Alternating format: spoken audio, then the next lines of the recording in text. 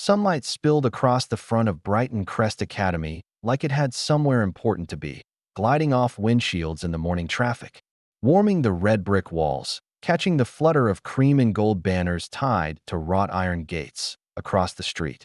Eli Parker, 16, blinked hard against the brightness and adjusted the frayed strap on his janitor cart. The metal handle was cold in his palm at first, then slowly warmed by the afternoon sun. His faded navy hoodie hung a little loose on his slim shoulders. Dark work trousers, worn sneakers with cracked white soles, he tapped one foot lightly against the concrete as a bus hissed to a stop nearby. Doors opened, closed.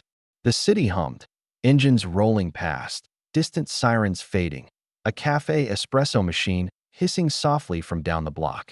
Coins clattered into a donation jar outside a bakery. Somewhere, kids laughed. Today was Gala Day. Bright banners framed the school entrance. White roses lined the stone walkway. Inside, the academy prepared for its annual Founders' Day Scholarship Gala, a midday celebration soaked in prestige, sunlight, and quiet expectation.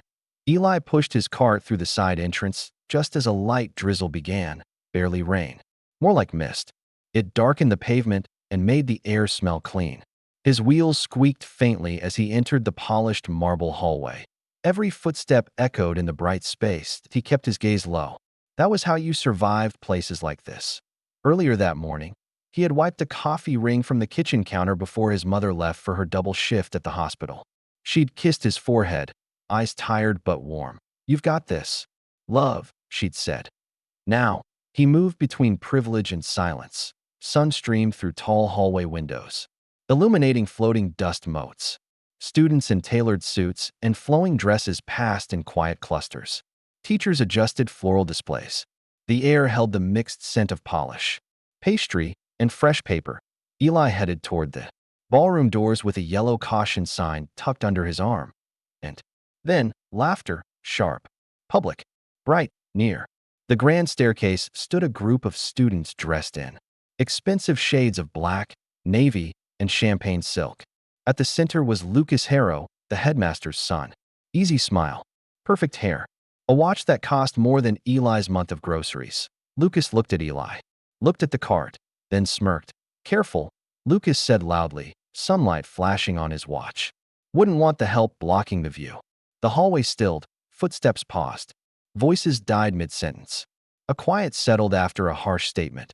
Eli tightened his grip on the cart handle. "I'm just setting the wet floor sign," Eli said politely. Lucas laughed. "Right. Because nothing screams luxury gala like a janitor aesthetic." A couple students snickered. Others stared at the floor. One girl shifted uncomfortably in her heels. Eli nodded once. "Sorry." He moved around them, cartwheels whispering over marble. As he passed, Lucas leaned just enough to kick the back wheel. The cart jolted, a mop handle slipped free and clattered loudly across the floor. The sound cracked the room's calm. Eli froze. For a moment, even the laughter stopped. Then Lucas clapped slowly. "Classic." Eli crouched to pick up the handle. His hands trembled in the bright light. He stood, wiped his palms on his hoodie, and walked on to no argument. No scene, just dignity in full daylight. Inside the narrow service corridor, Eli leaned his head briefly against the cool wall. Outside the small window, sunlight danced on rose leaves. He breathed in, let it go. This wasn't new. He worked maintenance between classes, after classes, on weekends.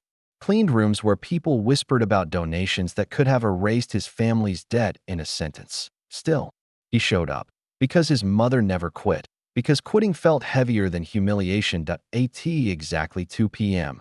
The gala began. Sunlight poured into the ballroom through ceiling-high windows. White tablecloths glowed.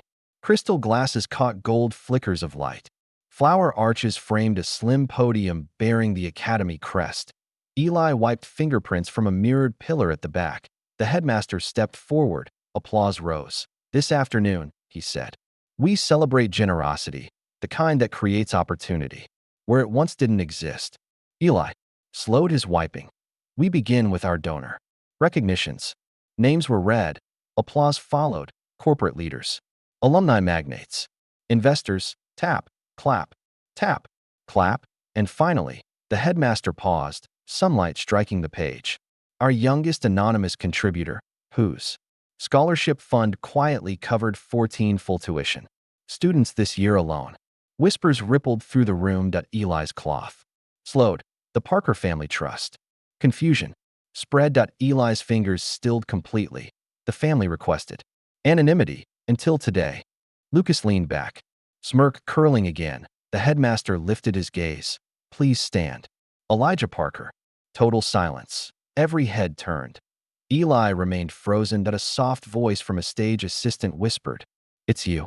Slowly, Eli stood at the back, janitor hoodie, water stain on the front, hands still faintly shaking. Lucas's smile collapsed. Eli stood in the sunlight while the room seemed to hold its breath. Elijah Parker, the headmaster continued gently, is the sole heir of the Parker Community Trust, founded by his late grandfather, a dock worker who invested every spare penny into student scholarships. Eyes widened. Elijah requested to work maintenance here under an assumed role. He wanted no special treatment. Murmurs turned into stunned whispers. Eli walked down the aisle. Each step echoed. Sunlight flickered on glass. Someone wiped a tear without meaning to.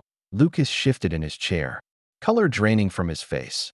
Eli reached the stage. "You don't have to speak," the headmaster whispered. Eli looked outward. "I stayed quiet," he said softly, "because I wanted to know who people really were before they knew who I was." No anger, no accusation, just truth. Outside, the courtyard was soaked in sunlight. Lucas burst through the doors first, breath sharp, pacing. Eli followed moments later. Traffic murmured on the street. A bus hissed to a stop nearby. "I didn't know," Lucas said without turning. "You didn't ask," Eli replied. Silence sat between them. "I thought respect came with status." Lucas muttered. "That's not respect," Eli said. "That's fear." Lucas finally faced him. "I kicked your cart." "Yeah. I don't know how to fix that." "You don't fix it," Eli said. "You change it." Lucas nodded. Over the rest of the afternoon, whispers became apologies. Teachers approached awkwardly. Students shifted in their confidence. By late day, Eli spotted his mother standing near the courtyard tree, scrubs beneath a borrowed cardigan. Tears glittered in her eyes. He crossed to her. "You okay?" he asked. She hugged him tightly. "Your granddad would be proud." Near sunset, Lucas returned with his father. The headmaster stood beside them. "I stepped down from the student board," Lucas said quietly. "No one asked you to," Eli replied. "I know. That's why I did." The air felt lighter somehow. Late afternoon sunlight stretched across park benches nearby. Eli sat quietly, watching dust drift through gold light. His phone buzzed. "Dinner's ready when you get home." "Mom," he smiled. The days that followed brought small changes. Lucas started working maintenance after school. Not symbolically, actually. He struggled with the carts. Misjudged weight. Got blisters. Eli showed him how to push, not pull. Students began saying hello like it meant something normal. The scholarship trust expanded, quietly. Weeks later, graduation rehearsal filled the courtyard. Eli declined the speech. Lucas didn't argue. They sat on the steps during rehearsal break. "No one ever taught me how to earn anything before," Lucas admitted. Eli nodded. "It feels different when it's heavy, doesn't it?" Lucas smiled. "Yeah, but it lasts longer." That evening, Eli walked home under warm sky. Streetlights flickered on. His mother waited at the window. Inside, dinner steamed. Nothing fancy. Enough that moral true wealth isn't measured in what we own, but in what we choose to see in others.